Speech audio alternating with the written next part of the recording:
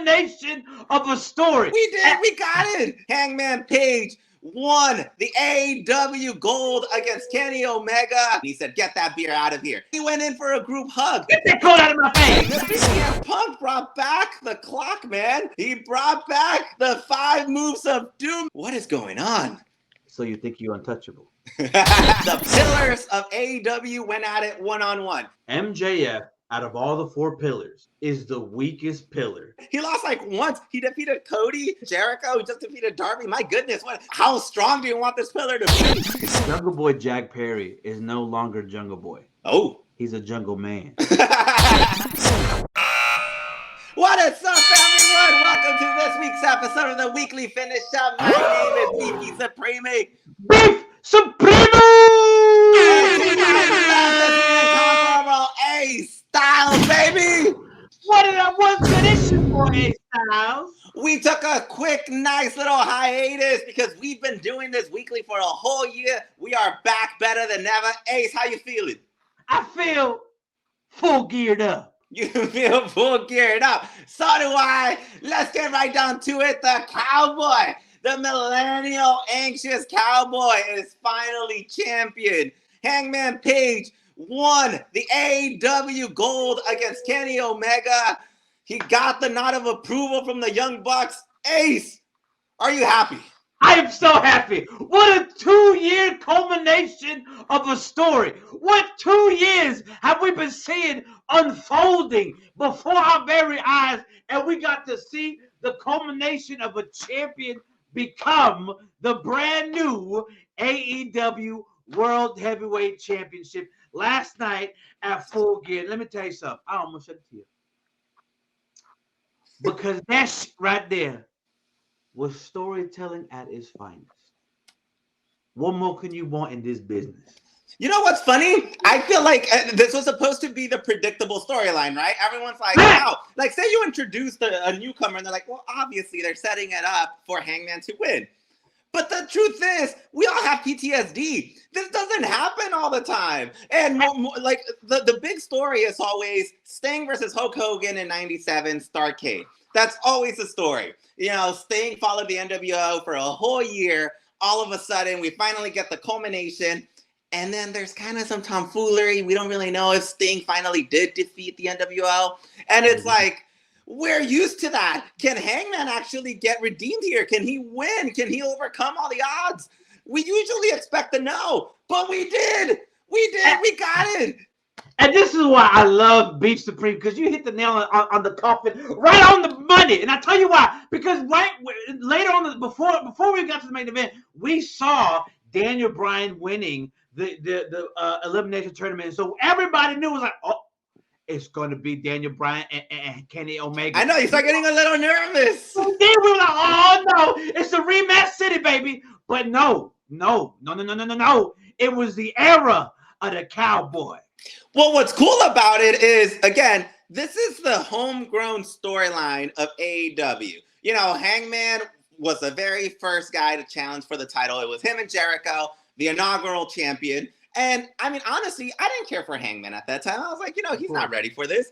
Yeah. And over the next 2 years, he culminated into this. And I want to remind everyone, the main event ended with him turning around and Matt Jackson gave him a nod of approval. Yeah. So the question is, are the Young Bucks on board? Did the Young Bucks betray Kenny? What's going on?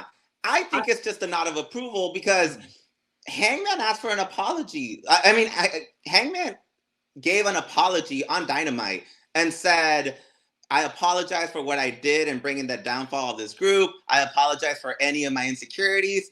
And, you know, I took part in this mess as well. And I think Matt Jackson came over and said, you know what? I accept your apology. Do your thing, boy. I think that's what it was. I want you to know something. And it's hard because there's a lot of layers to the storyline. But I want you guys to go back and remember the reason why the Young Bucks turned heel. The reason why the Young Bucks turned heel was because they saw how happy Hangman was with Dark Order. And so they looked at Don Callis and Kenny Omega and said, you know what? If we don't turn heel and if we don't join Kenny, we're going to lose Kenny Omega too.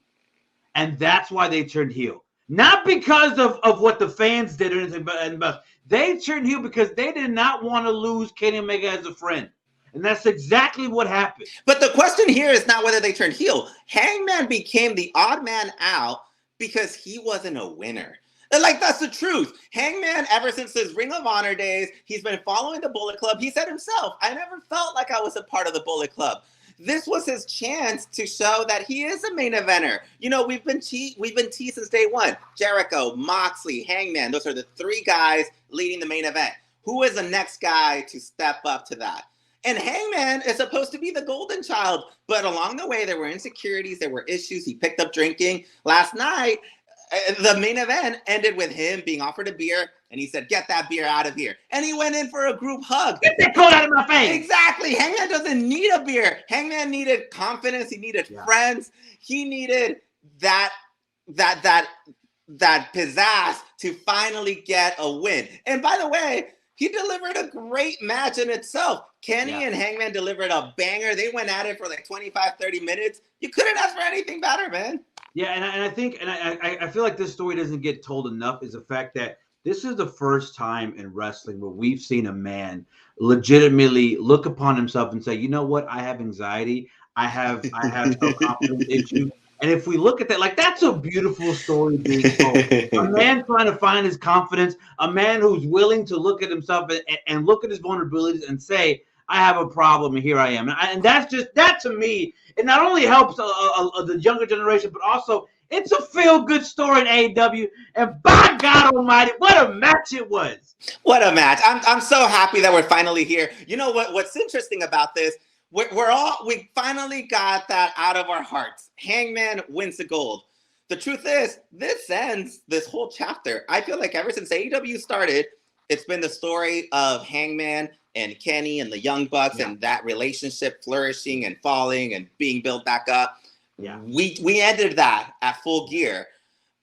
So where do we go as Hangman with holding the championship? Like that's the first time that I really can't predict where we're going. The possibilities here are endless. First of all, let's congratulate Kenny Omega and say thank you for holding. We're not going to congratulate nobody except Hangman. No. You shut up. Don Callis, no, that man and damn Don Callis were trying to mess up my boy. Get out of here, Hangman. I mean, get out of here, Kenny. I'm tired of you. Let me tell you something. I respect Kenny Omega. He deserves a long break. He deserves. Going back to your question, all I'm saying is the possibilities are endless. Right down the road, we have Hangman Adam Page versus Bryan Danielson. That's next on the horizon. We also have contenders like CM Punk, MJF, Darby Allin. The list is growing. It's going to keep growing. And I mean, we're going to keep going through the rundown. I just think it's the first time where it really doesn't feel like any sort of predictability. It really, and last night, Hangman really gave it his all. He gave a moonsault from the top rope. He threw himself on top of a table. We saw Hangman be pushed to the limit. Yeah. I don't know if he's going to be able to maintain this moving forward because, again, being a champion requires a lot of will. You have everyone going after your head. So, we'll see where it goes. But Ace, we had more action. We had a 5-on-5 battle with the Innce Circle taking on Dan Lambert and his damn cronies and Men of the Year. And I don't know what I thought of it. Like, the Innce Circle came through. They always do. Jericho ended the match with a nice homage to Eddie Guerrero, a little frog splash looking into heaven. There was a lot of homages to Eddie actually throughout the night. And it all resulted in a nice win by shutting Dan Lambert's mouth. Ace, did you care for any of this? Are you happy with how it went? I'm going to be honest with you. I was on the fence on this match. When I saw that it was going to be culminating, I was like, why is this going to happen? This match was boring. It was ridiculous. I don't want to see it. I don't want this match. But damn, did they prove me wrong. You know what it is? I think Jericho, we've always said this, Jericho has such a wrestling mind. But the truth is, I still don't really care. Like, Junior Dos Santos seemed like the happiest guy out there. He was way too happy to be out there. It was a weird match. Like, at the end of the day, I'm happy for Men of the Year that they got some spotlight. I feel like Sammy didn't have a match, and the rest of the Inner Circle didn't have any opponents. So I'm happy that everyone got a chance to go out there at full gear. But overall, like I think Dan Lambert just gets X-Pac type of heat. Yeah, and so I'm not excited. Like, yeah, I'm happy that they shut his mouth. I'm happy that we got a nice homage to Eddie. But I think I could have done without it. I'm just not a fan of Dan Lambert and his people, man. I do agree that there was a couple matches on this card that should have been done away with. I do agree with this match. Again, it did prove me wrong. I thought it was a great match overall. Yeah. But I do agree. It's one of those awkward matches where, like, you look at it on paper, it looks disgusting. But by all means, the Inner Circle put on a great match. Junior Dos Santos was smiling the entire match, so you knew he was having an amazing time. Even when he was getting punched, the man was smiling. I was like, this is how you know he's so happy. Like, we brought out a toaster. Arnowski was getting beat up with a toaster. Like, it was just such a... I don't know what to make of this match. Like, if someone told me to rate it, I can't even rate it. I can't either. It's just one of those fun matches you just watch and you're like, yeah, it was good.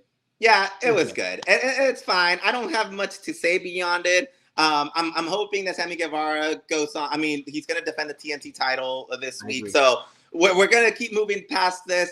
I hope Men of the Year get a shot at the tag team titles because they've proven to be like a really good tag team. And they're pretty resilient. And they carried American top team. Definitely. That's like a good match. Great. Yeah. So they get props, man. But obviously, we're okay with that match. But you know what match I'm not okay with? Which is? CM Punk. CM Punk went on to face Eddie Kingston one-on-one in this brutal grudge match. And Mr. CM Punk brought back the clock, man. He brought back the 5 moves of doom, Mr. John Cena himself.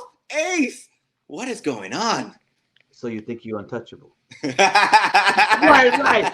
It's the bacon takanami. Okay, I'll tell you what happened. I said this on this show before. Yeah. Here on the Weekly Finisher. I said we need John Cena in AEW. And what happened? The man to right next to me, he told me to my face, he said, we don't need John Cena. John Cena don't belong in AEW.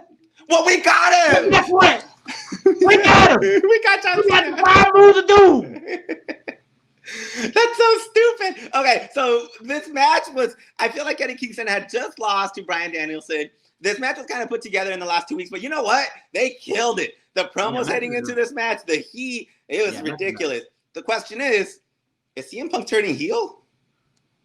This is where it's one of those things where, and I said this when I was watching, I said, is the honeymoon phase of CM Punk waning?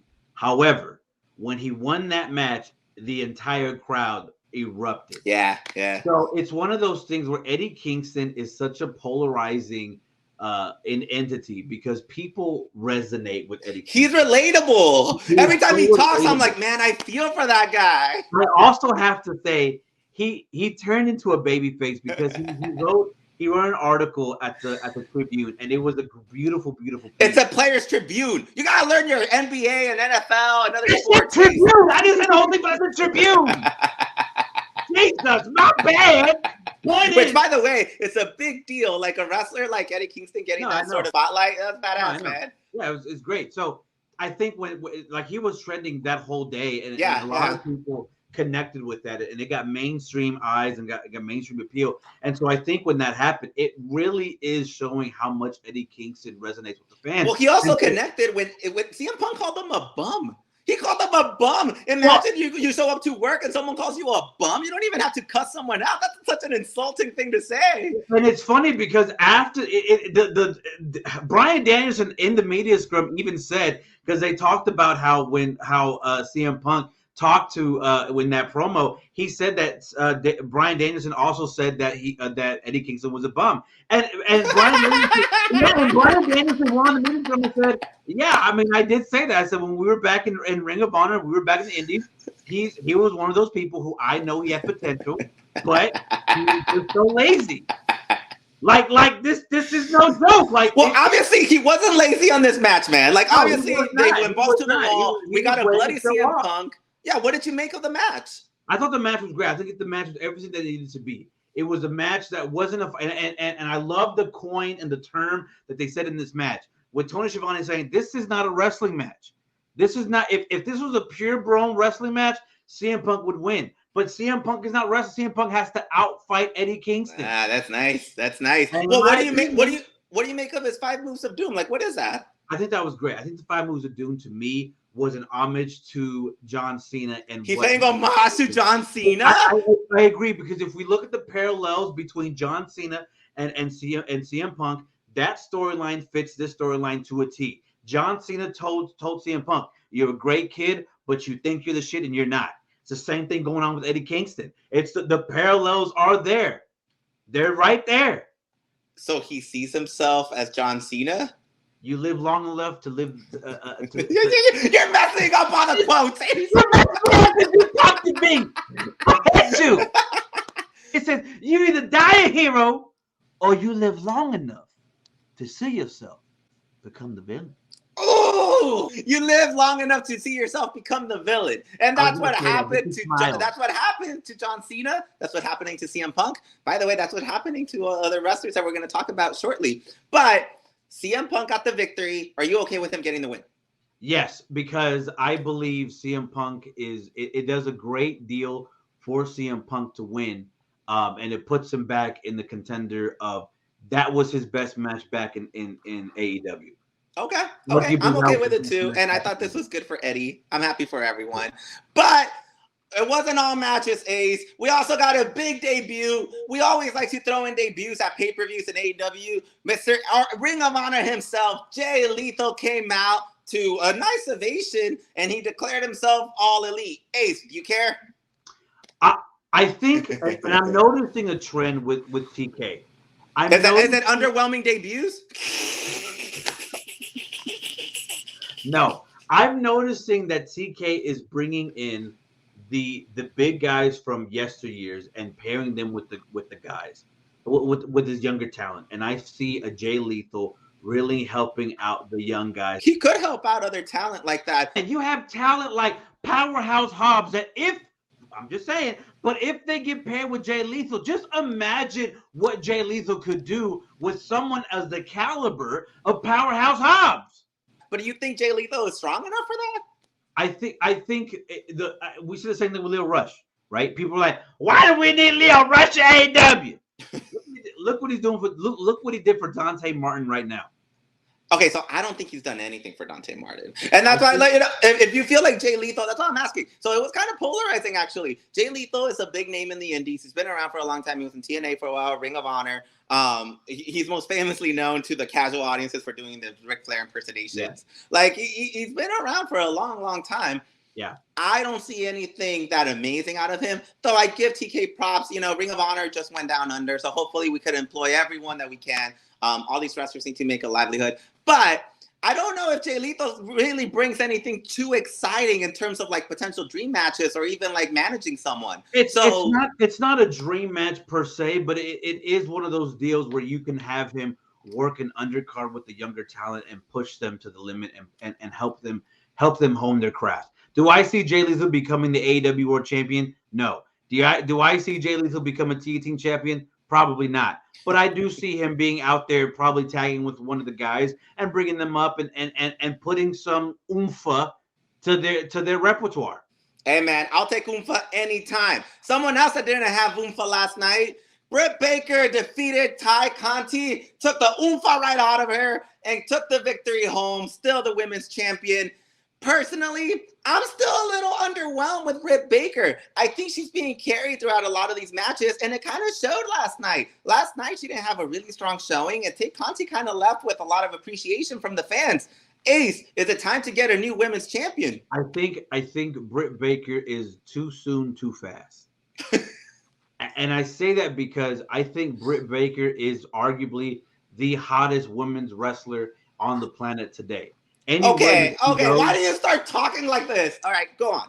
I'm saying this because I feel like even when I went to AEW, people were chanting for DMD throughout the entire arena. She is one of the most over superstars in that AEW locker room. However, when that translates into the ring, you said it yourself. She's not meeting expectations. She's not. And Tay Conti kind of ran circles over her, to be honest. And I think that goes to show you maybe there's a lot on Britt Baker's plate that needs to be shown.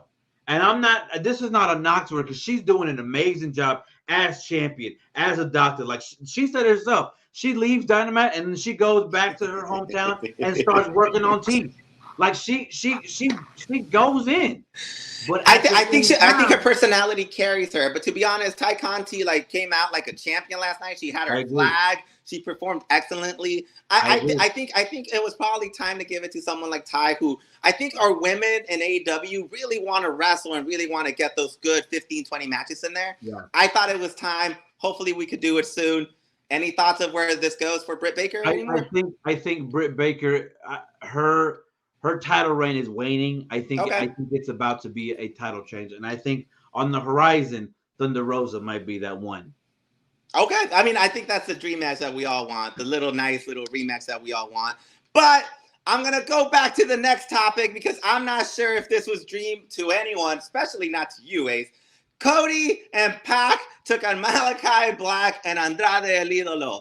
Ace, I know you have some strong opinions about Cody. I know you have strong opinions about this match in general. Ace, what you got? I'm gonna do a 1-2 hit. I think Cody Rhodes has officially become the John Cena of AEW. Yeah, that's what you said about CM Punk. No. But I think Cody Rhodes has embraced the meta, and he has completely shown himself as saying, "I'm not elite," and that's the issue with me. Cody Rhodes was legitimately a shoehorn in that match. Pac looked like $1 million. Andrade looked amazing, and Malakai looked amazing. The one who looked like shite was Cody Rhodes. That man looked out of place in that match. Why? So why do you say this? Great. That my only issue is, and we talked about this with Innce Circle. In my opinion, that is a match that belongs on Rampage and not on a pay-per-view. So why do you think Cody felt out of place? Like, what do you think we should do here? I think he's playing a role of a tweener, and I feel like he's trying to play a gimmick that isn't working for him. So Cody has gone on record, both on Roads to the Top and on Twitter, telling people, "I'm not a heel if I turn heel and you cheer for me." Like, that's not a heel. And that's his, which again, it's a very valid thing. I think a lot of the fanboys don't like to hear that, but that's the truth. So then what would you want him to do? I think that's a very fair thing to say. It's a very fair thing to say. The problem with Cody Rhodes is I feel like in this I think he's playing too much entertainment and not enough wrestling. Okay. And that's just my honest take on him. He's playing entertainer and not a wrestler. I will say the match was spectacular, and I think someone like Pac runs circles over all of them. I think Pac is one of the greatest wrestlers probably of our time. And my goodness, his top rope moves are always so crisp and clear. I'm glad he got a victory last night. I'm really glad that Andrade also got a pay-per-view match. I'm glad that everyone here was involved. I also think, there is a little bit WWE-ish feel to a lot of these people sometimes. And unfortunately, this match had a little bit of that. But it's not their fault. They're really talented. Great match. I just think Cody, personally, he's going to keep doing this. So I almost think he's challenging us.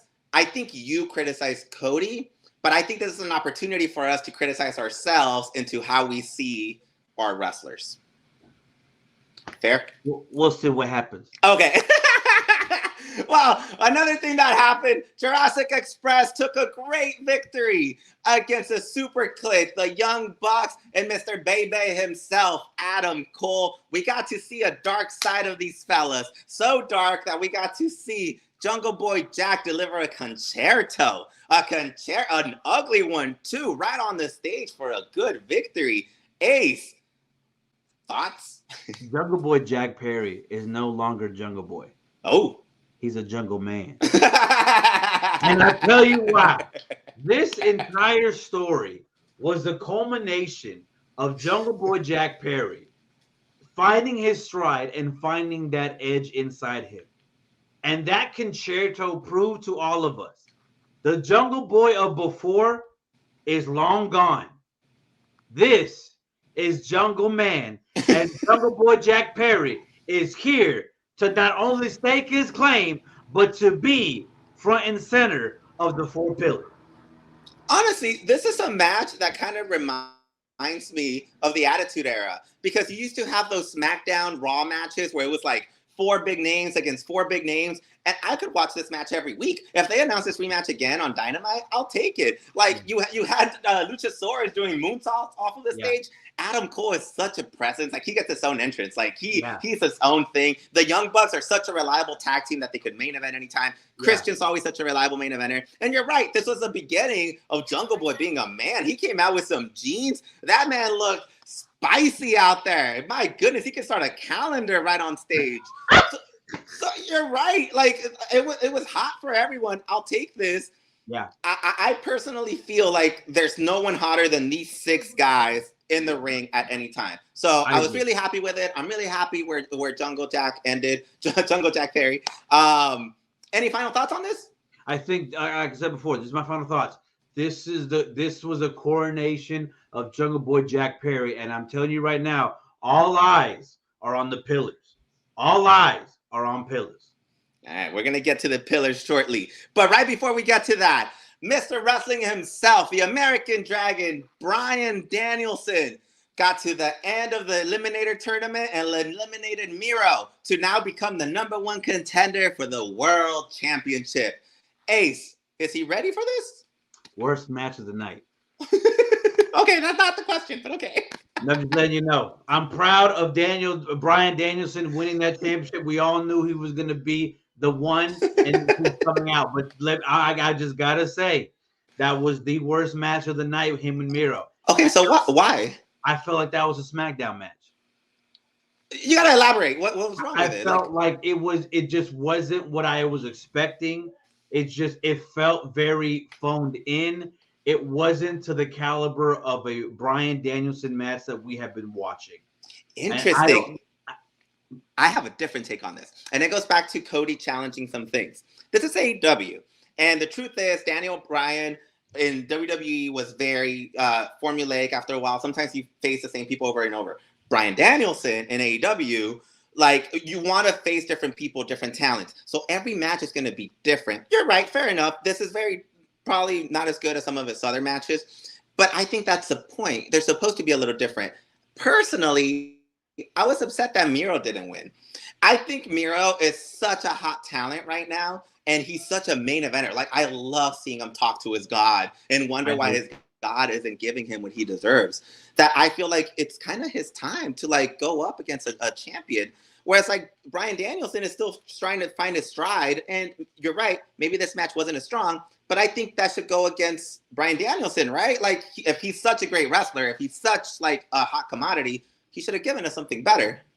I think it takes 2 to tango, and I think in this match, either Miro was hurt or something happened. But I arguably, to me, it's one of those things where I do not see it being such a great match. That again, that's another match where I believe it should have been on Dynamite or on Rampage, not on a pay-per-view.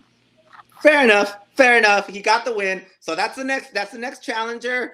Personally, again, I hope Miro gets something out of this and gets like a top feud. I thought it was a decent match. Let's not forget, this whole pay-per-view was stacked. It was stacked. I couldn't even go to the restroom for like 5 minutes. The whole thing was stacked. So sometimes you needed some pacing. The CM Punk match deserves props for being paced well. I think this match deserves a little props as well because it also was paced a little nicely. So that's all I'll say about that. But another match that was more than just pacing. It was a clinic in wrestling for the tag team titles. The Lucha Brothers defeated FTR in the middle of that ring. Las Superanas lost. Ace, good victory? I think this was arguably FTR's best match they've had in AEW. Ooh. And I say that because FTR has been clamoring and saying that they're the greatest wrestlers of all time, and I've been wanting to see what could they do with the caliber of a tag team of the Lucha Bros, and they did not disappoint.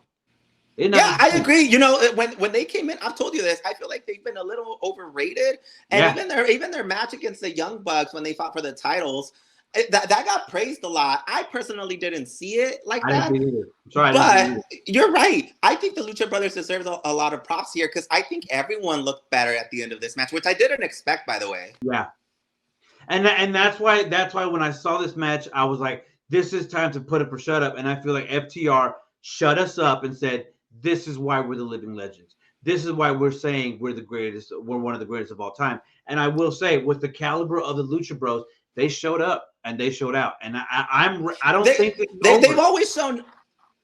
No, they've always shown up. And I always remember the criticism was that they're a little too reckless in the ring. Like, they fly all over the place. They don't really follow the rules. I'm glad that perception of them, at least in some circles, has gone away, because the Lucha Brothers put on such a clinic in the ring. And having the contrast of those wrestlers, FTR also puts on clinics, but they're so clean. They're so clean cut, and they do their tags and they do everything their own way. But I think that's why it's nice to see the contrast, and it worked out perfectly. I think everyone deserves props in how this match ended. They got a great banger, great entrance by everyone involved. I love FTR's new music, by the way. Like, it's funny because everybody loves it. It's not growing on me. Really? Okay. Just what happens? It feels really 80s. It's fun. It feels like a good. Yeah, that was a good tag match. As always, if you have a tag match in any AEW event, you're going to get a good 4 to 5 star match. So very happy with that. So Ace, I want your thoughts. Is this following match a 5-star match? The pillars of AEW went at it one-on-one. MJF defeated Mr. Darby Allin for the W with a headlock. Ace, 5-star match? 5-star match. And really? And a W that MJF needed. And I tell you this why. MJF, out of all the 4 pillars, no matter what he says, is the weakest pillar of all pillars. and that's going to be a tough pill to swallow. But look at the caliber of the other pillars. Look at Sammy Guevara. Look at Jungle Boy Jack Perry. Look at Darby Allin, right? All 3 of those names, former champions, doing big things, having big caliber matches. What has MJF done lately? Okay. Well, I don't think MJF even takes losses, man. He lost like once. He defeated Cody. He defeated Jericho. He just defeated Darby. My goodness, how strong do you want this pillar to be? I think the scope of how these pillars' trajectory of their past have been going, arguably, Darby Allin is outsmoking the other pillars. And I think this was a much-needed W for MJF. And I think this match proved to me that MJF is trying to show the world, I'm here, I'm a pillar, and I'm trying to show you guys the future is right now with me. And he showed that. No matter what he did in cheating, he still won. And I think that match was phenomenal. And honestly, to me, besides Eddie Kingston and the CM Punk, that was match of the night. Well, there's something to be said. He is the only heel pillar. Yes, and so, that comes with its own territory. Personally, I feel like he's been given too much. This kid is only like 23, 24. He hasn't earned anything. Like, this kid is nothing. Like, let's chill for a bit. I also have an issue with him even being called the pillars. We have a woman who has blazed the industry for the last year, not being considered a pillar. And we have Hangman Page carrying the company. I'm not sure if he's so strong that he goes on top of the pillars, but I think there is something to be said about these pillars maybe not being as strong overall, and they all kind of need each other. Personally, I think Darby needed this win more, man. MJF is a heel. He shouldn't be getting these wins. I think, and I'm still a phrase from Busted Open. I think Darby Allin is Teflon Don, where if he loses a match, that boy's still going to be over. Well, that's a gross term because that applies to someone. But okay. I'm just saying. I hear. We have to move on, Ace. We have to move on. You know what that means? Yes, I do. So we are doing something spectacular. Starting today and moving forward, we are going to tell you our top 5 every week. This week, we are doing our full gear 5, baby. Me and Ace are going to rank our guys, and we're just going to have fun with it. Just a little bit of fun. We want you guys to communicate with us, talk to us, and we're going to start that now. I'm going to start with my full gear 5, baby. I'm proud of every single wrestler in this list this week because they killed it. Number 1, Hangman Page on top of the world. We're proud of you, cowboy. Number 2, CM Punk killed it, bloody face, beat up that bum. CM Punk, you're next in line, baby. Number 3, Bryan Danielson showed the world why he is all elite with another top victory, now the number 1 contender. Number 4, MJF, I hate your guts, but I appreciate your victories. You deserve it. Awesome. And number 5, Jungle Boy, like we stated earlier, no longer a boy. This man is a man. Jungle Boy, Jungle Man, you are number 5. Thank you, guys. Let's keep it going. Let's keep being those top 5 every week. My turn. Let's get producer. Take his nasty list out of there. Here is your boy A Styles, Full Gear 5. Number 1, we got Hangman Adam Page, Cowboy Shiznit, taking the number 1 spot this week because that boy earned that number 1 spot. Number 2, Bryan Danielson. That boy did the clanging and banging and clanging and banging, and he earned the brand new number 1 contender for the AEW World Heavyweight Championship. And number 4, we said number 3, we said it here, and I said it before. I said MJF needed this win. As one of the weakest pillars, in my opinion, in this game, I said MJF needed that W, so I put him in number 3. And then Jungle Boy Jack Perry is no longer Jungle Boy. That man is a Jungle Man, and I think that was the culmination of Jungle Boy becoming a brand new Jungle Boy Jack Perry. And finally, number 5, that boy CM Punk, his greatest matchup in AEW, so he belongs on the top 5. Believe that. Ace! Our lists are basically the same. Our lists are the same. No, they not, fool. No, they not. No, they not. What are you talking? Like, this is so hold on. You shut your mouth. Producer, put him up there. Oh, thank God for our beautiful producer already putting it on the screen. Let's break this down real quick. You look at my beautiful list right here. Just look at my beautiful list right here. So delicious. Look at that list right there. Okay, but what are you talking about? We ranked the same top 5, weirdo. Okay, wait a minute. You're not Actually, you put MJF as number 4, and you have CM Punk too high. Okay, you know what it was? Like you said, CM Punk, arguably his greatest AEW match, right? Agreed. And I think that kind of helped carry like pace last night. You have Bryan Danielson, but you said that was the weakest match of the night. I did, but the reason why I have Bryan Danielson up there because he is the brand new number 1 contender for the AEW Championship. So I had to put him number 2. Hey, now, man, my question for you is, why is Jungle Boy Jack Perry so low on your top 5? Well, because at the end of the day, all he did was win a rematch. Okay, he did great and he became a Jungle Man, but I don't know where you take this man to.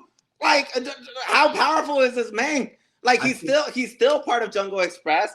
I don't know. Like, he's more violent now. I don't think that makes him more successful. His victory wasn't as impressive as all the other people, man.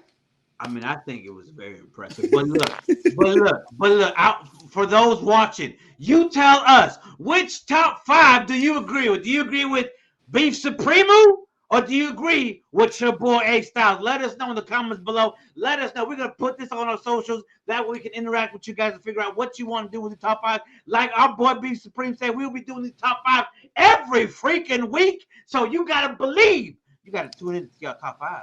Also, I just realized CM Punk did the 5-knuckle shuffle. We just did our 5-knuckle shuffle here, baby. I do like that a lot. Ace, this was fun. We're going to come back weekly all the time. Actually, next time we'll be back. We got the holidays. We might have some weird schedules. But next time we come back, we're going to do this. We're going to have our top 5 every week and discuss. And so we hopefully want you guys to also interact with us online, send us messages, talk to us in the chat. This is fun. The whole point of AEW is to rank people. So you know what? Well, I know there's enough rankings out there, but me and Ace are cool people like that. So we just want to keep this going. Also, we're the only people who have top 5s. Our top 5 rankings are the best. Just know that. Just know that. Ace, tell them where to find us. Tell us where to go, baby. Ladies and gentlemen, it's that time of the show where I tell you, that's right, you listening to this show, either viewing us or listening to us live, you can follow this show at Roger Talks Wrestling. Go like and subscribe and leave us a comment, and be sure to hit the little notification bell so you know when we go or our next new episode is live on our spots. Not only that, if you are at the house, at the job, taking a shower, at the gym, walking your dog Kovu, or whatever the hell you doing on your time, guess what? You can listen to this podcast anywhere you get your podcast. That's Apple Music, Amazon Music, Spotify, Google Play. Anywhere you got it, we are there. So be sure to check out the Weekly Finisher live on WCW. That was beautiful. Find us every time. We love our producer as well. Thank you guys for keeping up with us. Like I said, it might be some weird scheduling for the next few weeks, but we always appreciate you guys. Keep checking us out. We love y'all. Till next week, Ace. Peace. Bye.